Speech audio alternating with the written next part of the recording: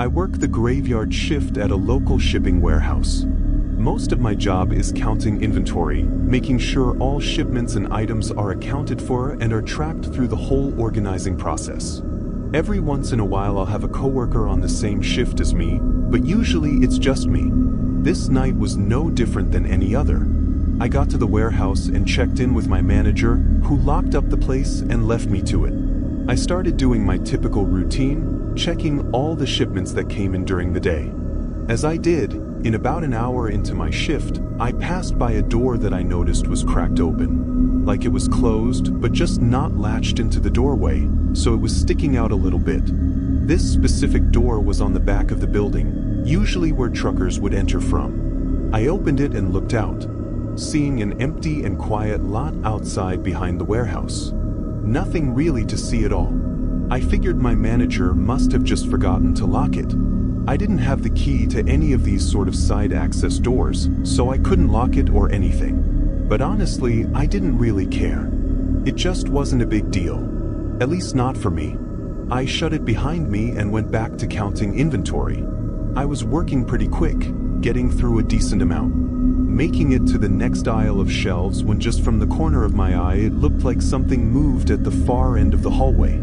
I immediately looked up, but nothing was there. What it looked like, again from the side of my vision, was someone running across the opening of the hallway back there. I thought it had to be some weird trick my mind was playing on me, but it still got my heart pumping for a moment. I shook my head and rubbed my eyes, wondering what was up with me. I debated whether or not to check on it, but initially I decided not to, just because it would slow down my workflow to walk all the way down there, and because I was 99% sure it was nothing. Like things like this happen all the time, thinking you see something in the corner of your eye, and every other time it ends up being nothing. So why would this be any different? But as the minutes passed, I couldn't shake the small feeling that it could have been someone. I sighed, somewhat disappointed in myself for being so unnerved by this, and walked down to the end of the hallway. This section I never really go to because it has nothing to do with my job. It's just a bunch of shelves full of large pallets, already prepped to be shipped out of the warehouse. Because I don't work in there, most of the lights were off. I just stood in the hallway and looked into the large dark room for a few seconds, waiting to see if I saw anything move, but nothing did. I left the hallway and went back to work in the same spot I was before.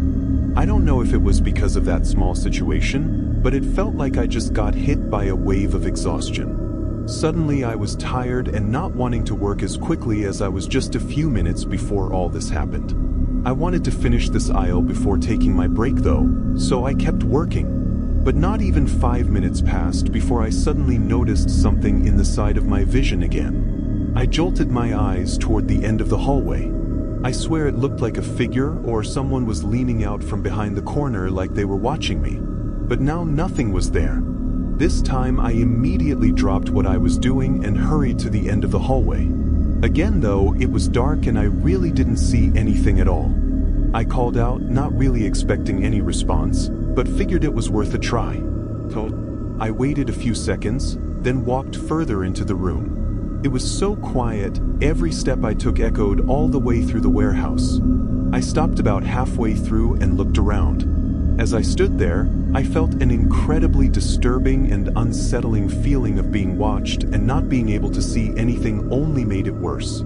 I hurried back to where I came from, making it to the other end of the hallway before I glanced back one more time. The darkness in that room gave me chills. I started to walk away to go back to work when a sudden, extremely loud thud rang through the warehouse. It was metallic, like someone banging metal against one of the large shelving units. Afterward, there were a few seconds of silence, only filled by the faint echoes lingering through the room before there was another thud, quieter this time, like a repeated tapping against the metal shelf. It was like they were trying to get my attention to lure me back into the dark room. But knowing this had to be a person now and being completely horrified, I ran away. I went to the back door and out into the parking lot. After making it a safe distance, I called for help. I really didn't expect much from the police, at least not right away. But surprisingly, when they went in, they found someone hiding behind one of the large shelves in the dark room. It was a man in his 40s with a very disheveled and creepy look. But even more creepy is that when they reviewed the security footage, they found him walking around the outside of the building several times throughout the last week and going around checking all the doors to see if they were unlocked. All of these nights, I was alone inside the warehouse, sometimes just on the other side of the door from him. From the short amount that I saw him get dragged out of the warehouse and into the cop car, the guys seemed pretty unhinged and crazy. I don't know if they ever really figured out what he was trying to do, but just thinking about him trying to lure me into the room still makes me really uneasy.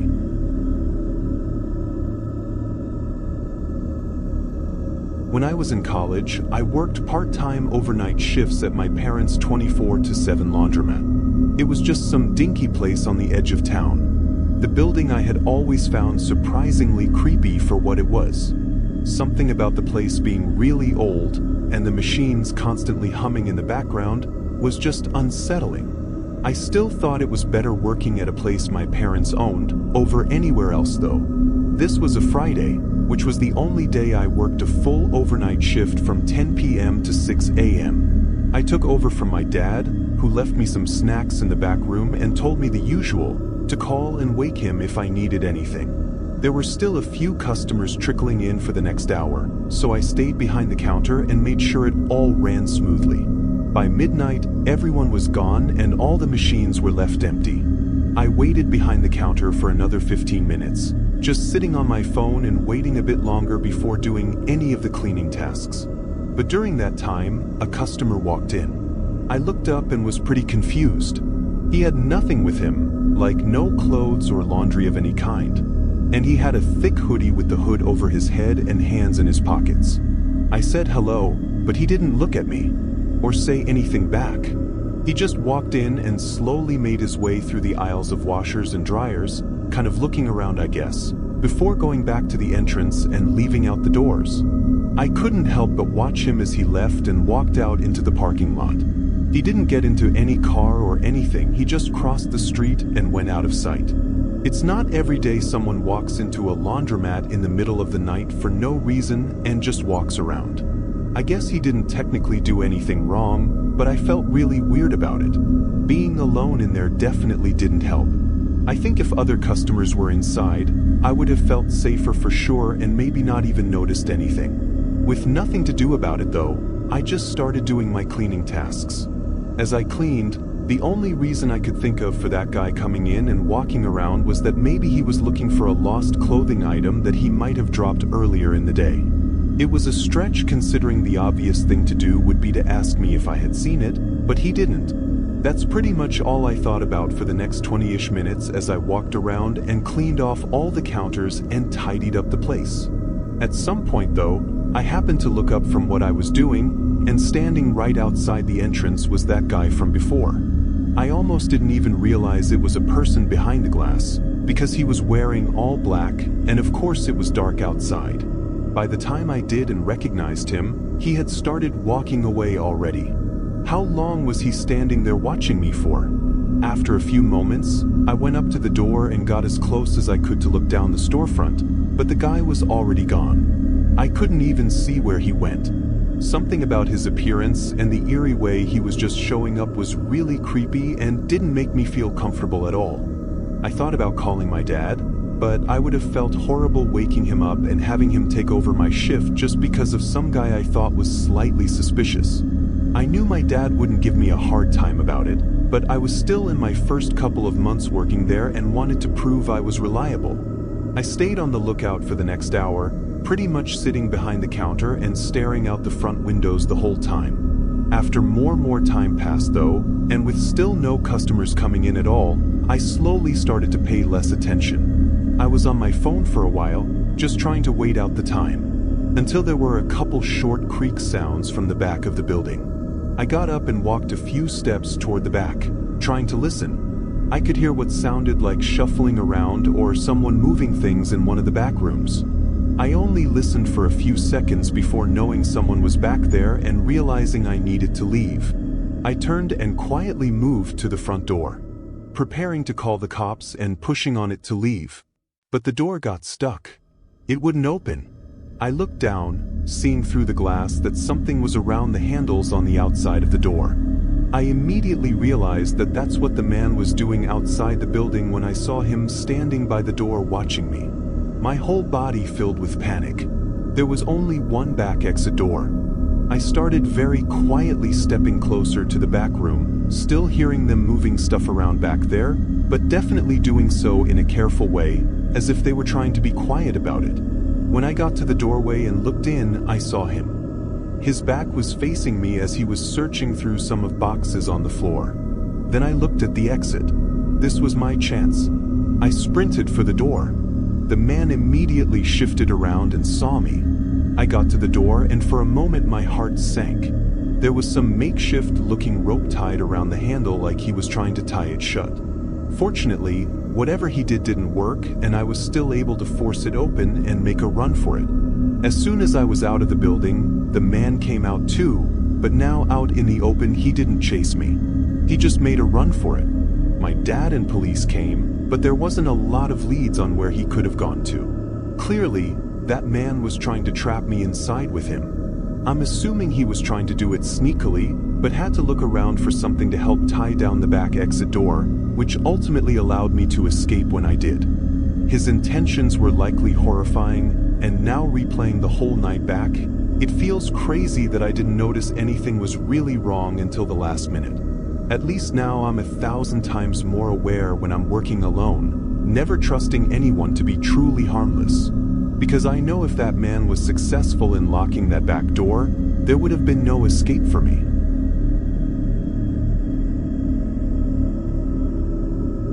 For a few years, I had a gig at a private company as a data entry clerk. It was your typical low-tier job that wasn't too well respected at the workplace. The managers were constantly adding on more work that I wasn't even supposed to be doing under the data entry title. But I was young and this was my first real job, so I just went with it. Now the office was on the 5th and top floor of a large office building, in a small business center situated in the suburbs, right outside of the city. Company only had the 5th floor, and the other floors were rented out to different businesses. As far as I knew, all these other businesses were service-based, so their offices would empty out by 5 or 6 every night. Ours was the only one that sometimes had people work later. As the data entry clerk, and basically doing every other odd job as well, I was often the one to stay late some nights, with whatever busy work that needed to be done. I made the least at the company, so paying me to work extra hours past closing wasn't a big deal to them. This night, my boss gave me a bunch of stuff to get done. He didn't even ask if I could stay late, he just assumed I was good for it. And me being the pushover I was at the time, I just went with it. The extra money always helped, and with the office empty, I actually enjoyed the work better, not having to be under the stress of being watched and micromanaged all day. So come 6 o'clock, everyone else started heading home and I stayed to continue working. After 30 minutes, the main lights in the building turned off, leaving just the low power saving lights on. I sat at the computer, going through the motions and working at a comfortable pace for me. About 3 full hours went by. The building was dark and quiet, and I'd just been focused on my work when suddenly I heard something below me. Obviously, with a massive building and all the rooms in it, the sound was very muffled and echoey, but I thought it sounded like a door opening or closing. I looked up from my computer for a few seconds, listening to try and figure out what it could have been, but not hearing anything else. I just got back to work. I really didn't think about it all that much. I mean, I didn't think it was actually likely that it was a door that I heard, and was probably just the building settling and creaking. I didn't hear anything afterward either to warrant me to think any more about it. After that, I want to say 30 to 45 minutes passed. I had finished nearly all of the work I needed to get done. I think I only had about an hour worth of stuff to get done before I could head home. It was getting pretty well into the night though, and I felt my eyes getting sleepy. So I got up to grab a small cup of coffee from the Keurig that the office had by the entrance. I headed over and started the brew. And I don't know how I didn't notice it the whole walk up to the coffee station. But when I walked back to my desk, coffee in hand, I realized that the door to the hallway was open. This was the one in the back of the room that led to just the utility closet in the staircase that goes down to the other floors. That door was always closed because basically nobody uses it. Curious, I walked over to the doorway and just poked my head out and looked around. I saw the door to the staircase and the door to the closet both closed and showing no signs of anything. As I was over there though, I did feel a chill run through me and kind of fill me with an uneasy feeling. I thought it was probably just because of the dim lighting in that hallway though. At night, it was kind of dark and pretty creepy. I went up to the door to the staircase and looked through it, just double checking, then went back into the room and closed the door behind me, heading back to my desk. I just had an hour of work left.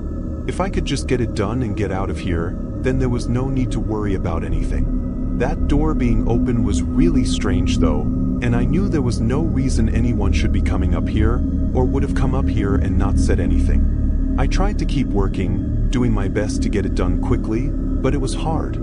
Every couple minutes, I'd get that unnerving feeling that I was being watched. I'd lift my head up from the screen and look around, only to see nothing. It started bothering me. I knew it was taking away from my focus and making everything take longer, but at the same time the feeling was so strong I couldn't help but look up every time. This went on for 30 minutes, but then as I was looking at the screen, everything around me went dark. All the dim overhead lights just suddenly shut off. Only the pale white computer screen illuminated the area around me. Everything else was pitch black. I immediately swung my head toward the other side of the room where I knew the light switches were, standing up to hurry over there, but stopped before I could even take a step. In the silence of the building, I could hear the soft, slow footsteps of someone walking from that direction, one after the other, walking closer and closer to me, from the darkness past the illumination of the computer screen. I listened, frozen in fear for a few seconds before my adrenaline pulsed through me and I ran from my desk. I went straight for the door to the staircase. I made it to the hallway and into the staircase where finally there was some light. I didn't stop running until I got to the first floor and out of the building. Obviously then I called 911. I stood in the cold outside the building for nearly 15 minutes before an officer arrived and then waited another 5 minutes for 2 more officers before they finally searched the building. And by then they found no one inside. Just as frustrating, it took 2 days to get the security footage. And yet, it wasn't all that helpful anyway. The building was old and had a 30-year-old security system that was in black and white and really pixelated and blurry. Too much so to see anything. All they knew is the person entered the building around 2 p.m., saying he had an appointment with one of the other companies. Then he pretty much right away hid in the utility closet until everyone left. Except for me. He walked around for a while until he noticed I was still there. And at that point, it's not clear what he was trying to do or what he wanted. Maybe he was just trying to scare me out of the office, or maybe he had a more sinister intention. Without any real conclusion though, I decided to quit afterward. I'm really glad I did for a lot of reasons, but not having to be alone in that building after that incident was a big one, especially knowing he still has never been found.